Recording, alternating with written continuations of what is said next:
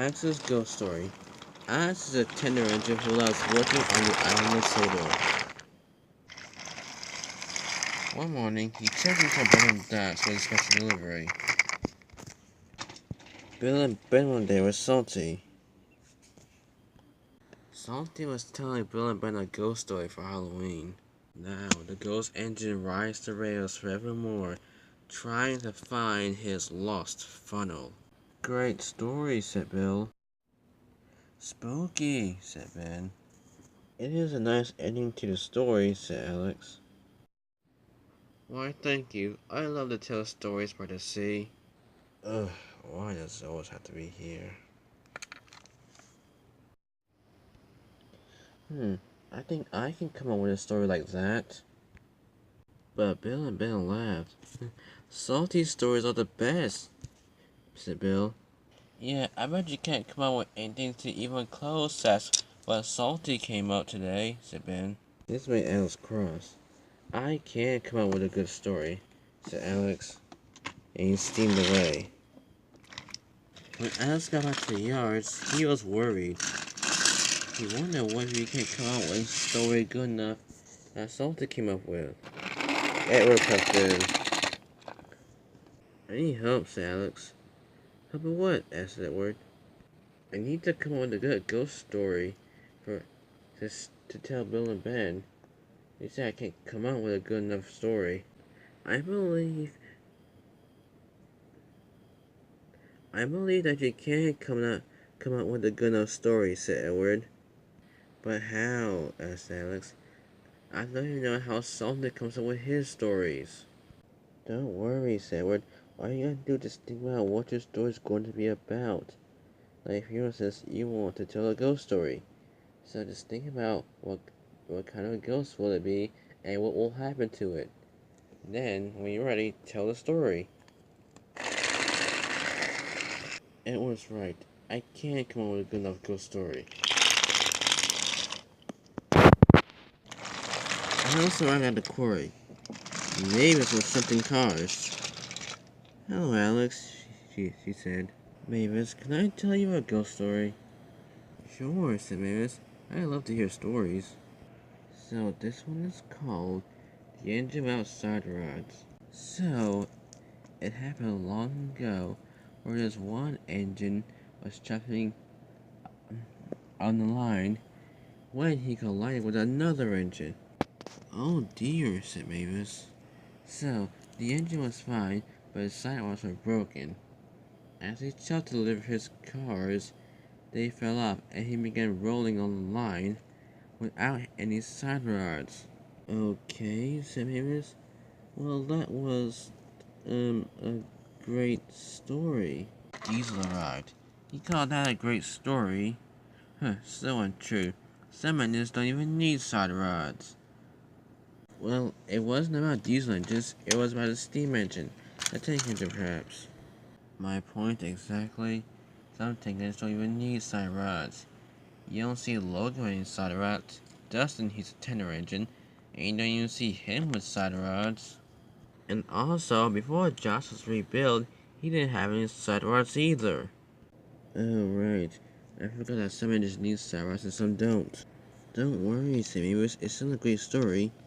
But it has to make sense, sort of, said Alex. You don't want it to feel like a great story.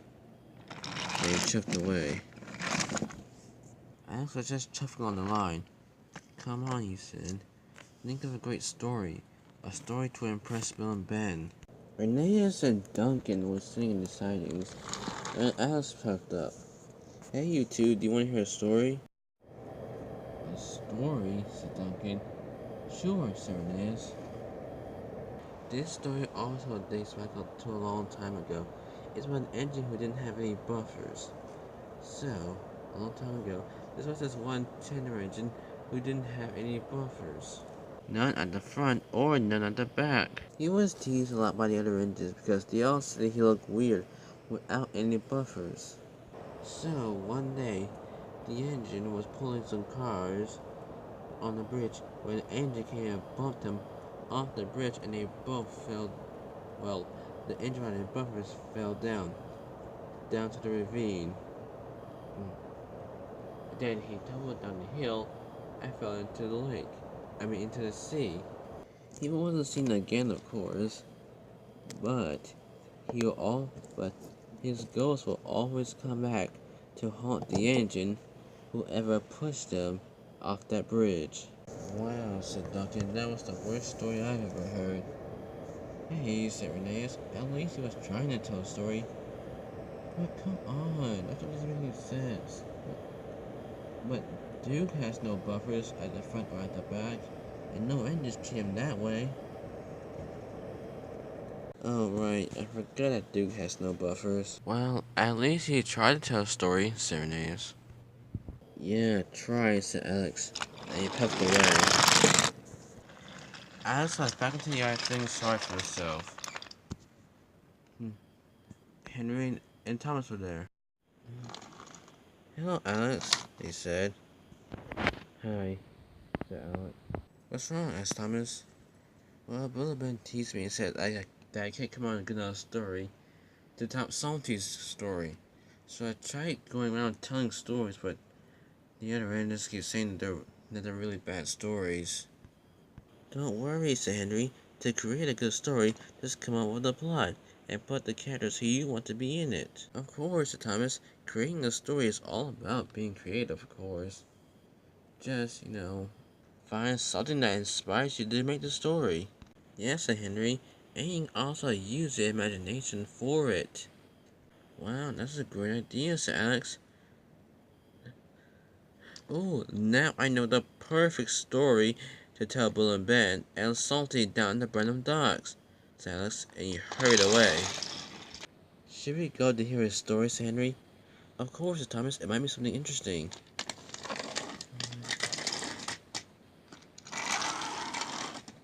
Alex arrived at the docks to tell Bill and Ben his story. Some of the other rangers were also there. They wanted to hear Alex's story too. Even Gordon seemed interested. So, this is a story called The Tenderless Engine.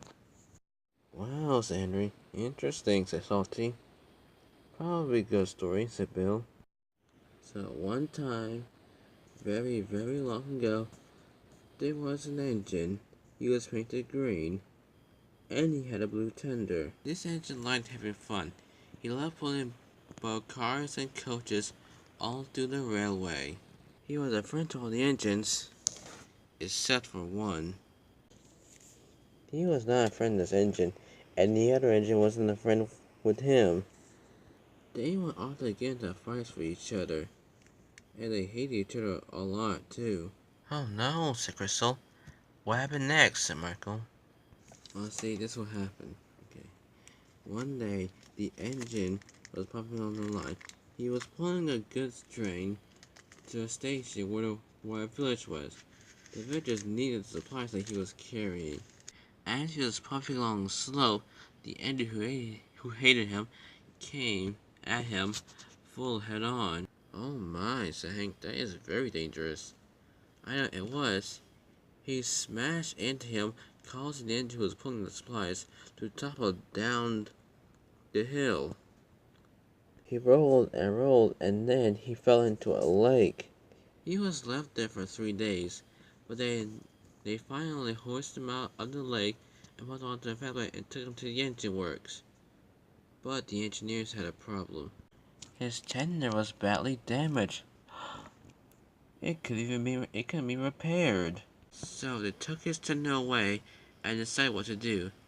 He was left in the engine works for over 2 weeks, but then the engine who hated him came in.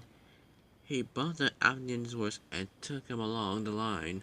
Oh dear, said Toby, this is where the story gets intense. He pushed him faster and faster along the line. He told him to stop, but he wouldn't. So they went faster and faster and faster until they came to a viaduct that was under repair. He went even faster, and then he sat on his brakes and let the engine without a tender crash right off it.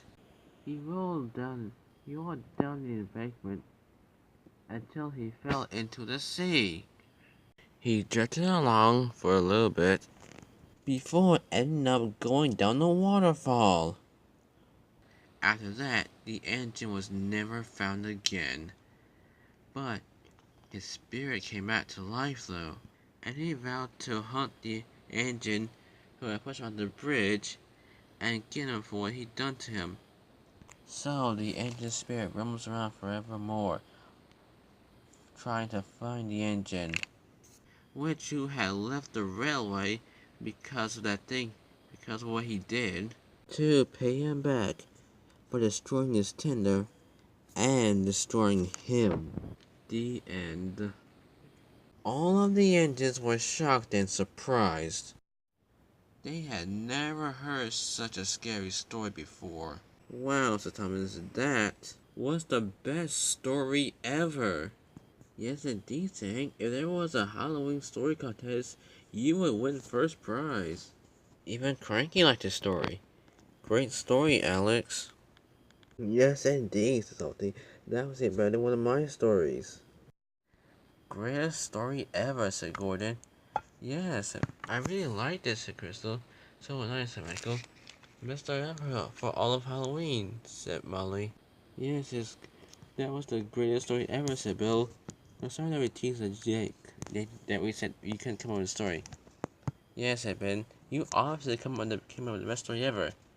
I agree, said Percy. That story was spectacular. It scared me a little, but that was the greatest story I've ever heard. That was a very good story, Samly. The greatest, said Toby. Thanks, said Alex. And with my friends, my story turned out to be great. Of course, said Hank. Your story proved to be the best ghost story. And everyone agreed.